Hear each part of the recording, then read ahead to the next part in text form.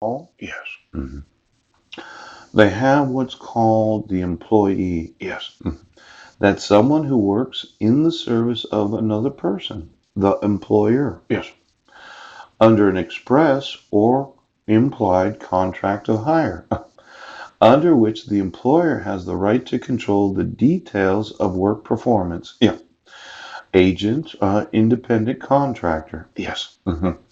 Now, the full-time employee, yes, is one who is hired to work at least the normal number of hours in a work week as defined by an employer or a statute, usually 35 to 40 hours. Yeah.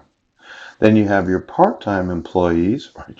One who is hired to work fewer hours, usually substantially fewer than the normal number in a work week as defined by an employer or a statute. Yes.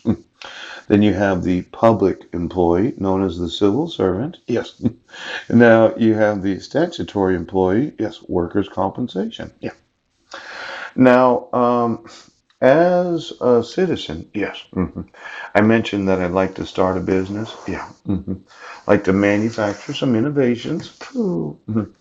And then I found out that labor and industries, right, allows for any person to leave work because of a court order being issued that they are the alleged victim of domestic violence or child abuse.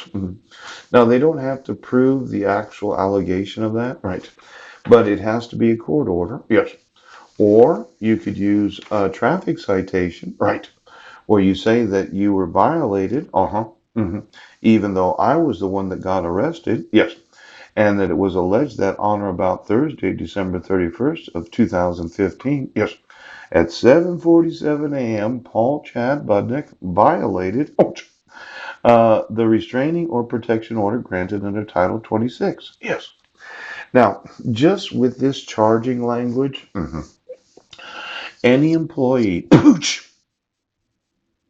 could go to their employer with this, not even the citation, just this, and say, well, I need to have the day off today. Yes. They issued some charging language. Yes. And my ex-husband, or the father of my five sons, yes, violated the restraint provisions of the protection order. Yes. And I need to go talk to somebody in the government, whomever it might be.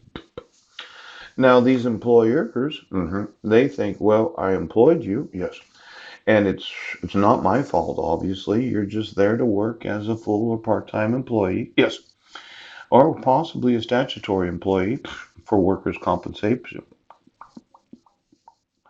Uh, well, I'm concerned, yes, because I tell you right now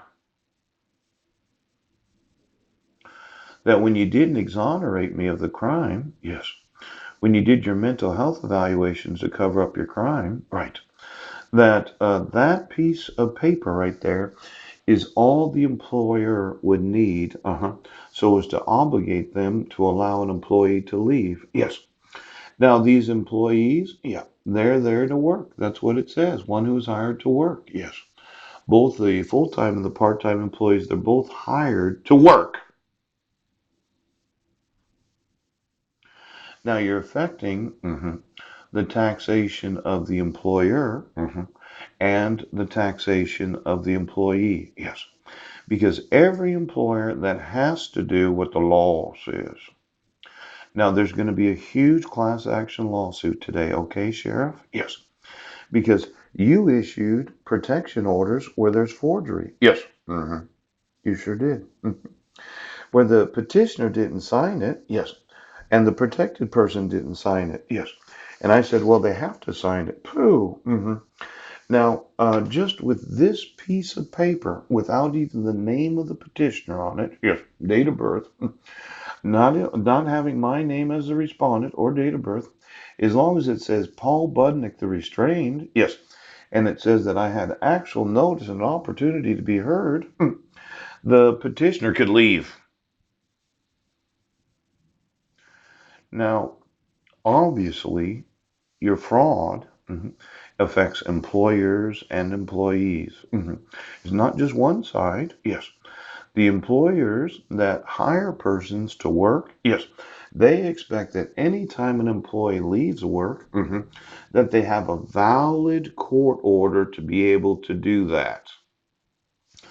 That they have a valid police report to be able to do that. Yes. That they have a valid dissolution of marriage to be able to do that. Now, you issued a dissolution of marriage. Yes.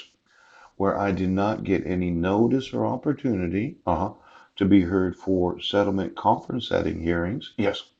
I did not receive any of the actual documentation. Oops. I did not get any notice of settlement conference setting hearings. Yes. I did not get any of the actual orders for parenting. Poop. I did not get an actual notice, yes, of a trial clerk setting. No. And then you issued a dissolution of marriage that more than likely has restraining order provisions in it. Now, for every individual that gets divorced, yes, that has a spouse, that said, well, I want you to issue this, yes. So there are restraint provisions against my spouse. Yes, it does. We can settle this dissolution of marriage. The problem is labor and industries would say you can leave work anytime you have to. Now, I know that you did not protect my right to due process. And for every time that Heidi would have to leave work, yes, or had to leave work to take my son someplace right now, every time that Jessica left school, it looks like we are intentionally depriving the government of the employment